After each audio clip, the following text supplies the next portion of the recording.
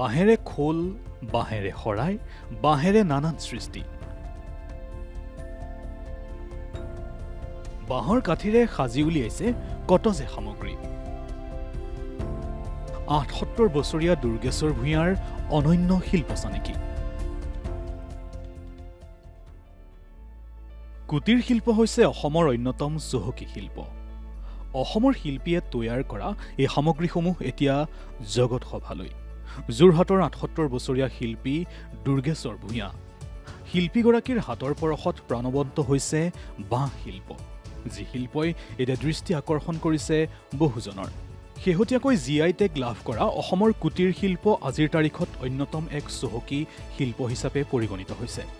অসমৰ কুটিৰ শিল্পীয়ে তৈয়াৰ কৰা সামগ্ৰী সমাদৃত হৈছে আজি ৭ সাগৰ ১৩ নদীৰ সিপাৰতো। এয়া হৈছে যোৰহাটৰ লখিমীখাট গাঁৱৰ দুৰ্গেশ্বৰ ভূঞা। এইগৰাকী শিল্পীৰ হাতৰ পৰশত এনেদৰে প্ৰাণৱন্ত হৈছে প্ৰতিটো সামগ্ৰী। চৈ দিয়া গৰু গাড়ীৰ পৰা গুৰুজনাৰ অনুপম সৃষ্টি খোলটোলৈকে বাঁহৰ কাঠিৰে প্ৰতিটো বস্তুক জীৱন্ত কৰি তুলিছে এইগৰাকী শিল্পীয়ে।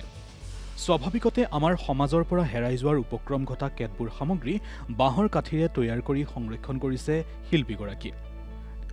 জেলেপ লগোৱা কঁৰিয়াটোৰ পৰা আৰম্ভ কৰি জাকৈয়া, বিহুৱা, পেঁপুৱালৈকে শিল্পীগৰাকীৰ শিল্পকৰ্মই চমকিত কৰিছে সকলোকে। মই সৰুৰে পৰাই বাঁহৰ কামত বৰ ধাউতি আছিল। মই সৰুৰে পৰাই বাঁহৰ কাম কৰি আছিলোঁ। তাৰপিছত চাকৰি কৰাৰ পিছত মই অলপ দিনৰ কাৰণে বাদ দিলোঁ। তাৰ চাকৰিৰ পৰা ৰিটায়াৰ হৈ আকৌ এই বাঁহৰ কামতে আৰম্ভ কৰিলোঁ বাঁহৰ কাম। অসমৰ বাঁহ শিল্পই GI টেগ লাভ কৰাৰ খবৰে আনন্দিত কৰিছে দুৰ্গেশ্বৰ ভূঞাক। তেওঁৰ মতে বাৰীৰ চুকৰ জাতি বাঁহজোপাও হ'ব পাৰে উপাৰ্জনৰ থলী। এই শিল্প অতুলনীয়। এইগৰাকী শিল্পীয়ে তৈয়াৰ কৰা বাঁহৰ সামগ্ৰী কেৱল যোৰহাটতেই নহয়, সমাদৃত হৈছে সকলোতে।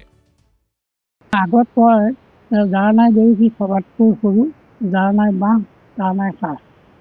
বাঁহ থাকিলে বহুত কাম কৰিব পাৰি। যেতিয়া নাচনী এজনী বনাওঁ, নাচনীজনী বনাই যেতিয়া সম্পূৰ্ণ হয়, তেতিয়া মোৰ নিজৰে মনটো কিবা বৰ ভাল লাগে, কাৰণ যে মই এইটো সফল হ'ব পাৰিছোঁ।